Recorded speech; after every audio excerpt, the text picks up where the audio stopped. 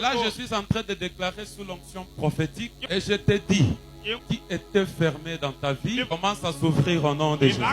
Je vous l'ai dit, en vérité, connaissant que c'est toi qui ouvres les portes que les hommes nous ont longtemps fermées. Au nom puissant de Jésus, que les anges d'ouverture atterrissent en Seigneur. Les anges qui sont des messagers, ils apportent les ouvertures sur tous les plans avant que ce mois ne termine. La prière, c'est que ça palper le résultat de ta gloire. Pendant que je suis en train de parler, l'ange de stabilité descend dans ce lieu. L'ange de finances descend dans ce lieu. De prospérité descend dans ce lieu. La sécurité descend dans ce lieu. Car tu es Dieu et tu demeures éternellement Dieu. Nous avons ainsi prié et nous disons tous Amen. La Bible dit qu'il était sourd, mais il avait une difficulté de parler. Oh! Un sourd peut parler. Quand la Bible parle, elle est en train de dire que cet homme-là était sourd. On ne dit pas qu'il était muet. Il avait une difficulté de parler. Il y a certaines personnes qui vivent comme s'ils ne sont pas. Ce qui signifie qu'il est étudiant. Ce sont les syllabistes qu'il a.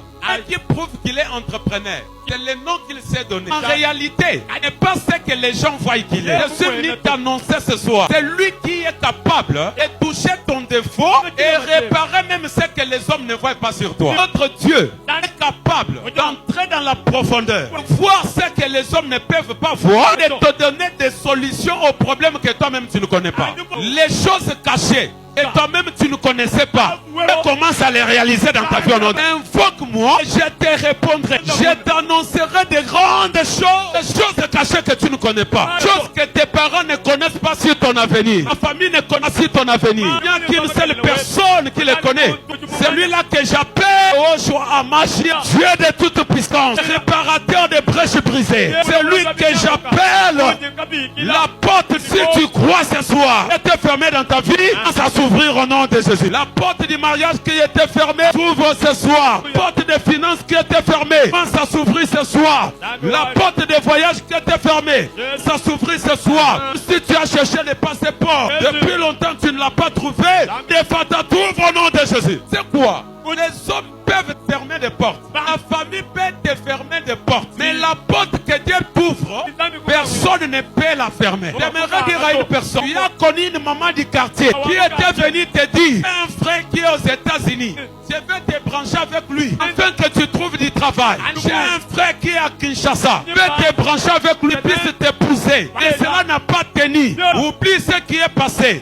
Et ce soir, c'est une soirée de choses exceptionnelles. Ce que les hommes ne peuvent pas te donner, et des gens t'habitent la corde, les premiers à les réaliser. C'est mois d'octobre, porte de mariage qui était fermée. J'ai pris que Dieu les ouvre au nom de Jésus. C'est mois d'octobre, porte de la réussite qui était fermée. Que le Dieu de mon appel les ouvre au nom de Jésus. Toi qui travailles, le travail ne t'apporte pas le succès. La saison de succès commence au nom de Jésus.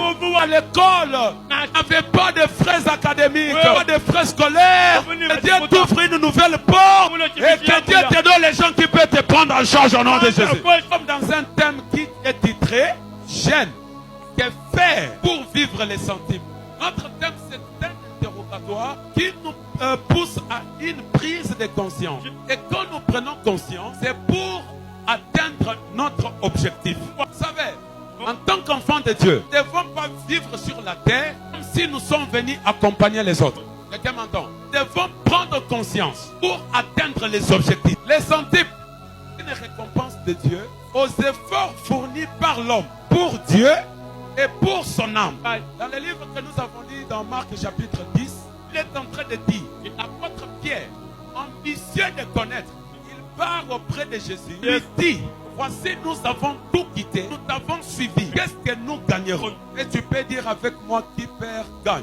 Alléluia. Amen. Et Jésus répond et dit, il y a personne qui est quitté. Avant de citer le tout là, il précise, il n'y a personne qui peut quitter cause de mon nom. Quitte ses maisons, quitte ses parents, quitte ses frères, ses champs, quitte ses enfants. Mais suis-moi, restez seulement comme ça. Il y a des choses, le siècle présent. Il commence à définir les sentiments. Il dit, il sera récompensé 100 fois plus que ce qu'il a perdu à cause de mon nom.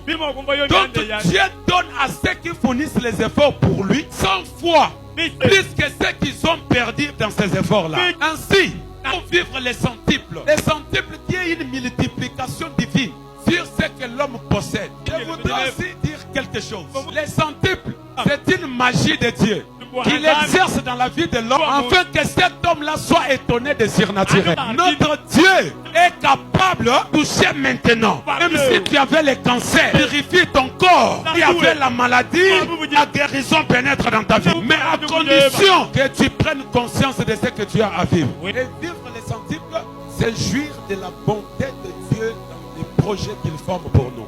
La Bible dit, les bontés de Dieu se renouvellent chaque jour. Et je suis allé comprendre que vivre les centiples, c'est s'approcher dans le temps de l'accomplissement des promesses. Amen. Or, l'accomplissement des promesses, c'est le temps de Dieu. Je voudrais expliquer des choses pour faire à ce qu'elle puisse vivre les centiples. Allons prier pour rentrer à la maison. Aujourd'hui, nous ne sommes que dans l'introduction. Et dimanche, on va encore monter plus. Pour vivre les centiples, en tant que jeune, je suis venu te donner des secrets. Alléluia. Amen. Le premier secret, il faut accepter Jésus-Christ comme ton Seigneur et ton Sauveur. Ils sont refusés. Première des choses, pour vivre les centiples, il faut accepter Jésus-Christ comme ton Seigneur et ton Sauveur. Nous savons les gens qui viennent à l'église aujourd'hui, ils n'ont jamais cru en Jésus-Christ comme leur Sauveur et Seigneur. C'est ces gens-là, ils prient. Ils insultent les gens. Ils prient vers les féticheurs. Prient et ils peuvent avorter facilement. Prient, ils peuvent voler facilement. C'est lui qui a déjà cru en Jésus-Christ comme Seigneur et Sauveur. La première des choses va être transformée par les renouvellements de l'intelligence. Les renouvellements de l'intelligence. Et tout ce qu'il pouvait faire quand il était païen, il ne peut plus le faire parce qu'il sait que non, ce n'est plus moi qui vis, c'est Christ qui vit en moi. Je suis venu te présenter Jésus. Si dans ta vie tu n'avais pas encore reçu Jésus-Christ, le temps t'est donné ce soir. Sors dans la vie de péché, dans la vie de malfaisance. Jésus-Christ va te prendre en charge. Sors dans la vie de la prostitution. Et tu penses que c'est ça qui va te donner de l'argent. Dans la vie de kidnapping, dans la vie de vol, Dieu va te prendre en charge. Transforme ton intelligence. Cependant, je suis en train de parler. Même si le poids de péché t'est dominé, dis que le Dieu de la restauration, résiste ton âme au nom de Jésus.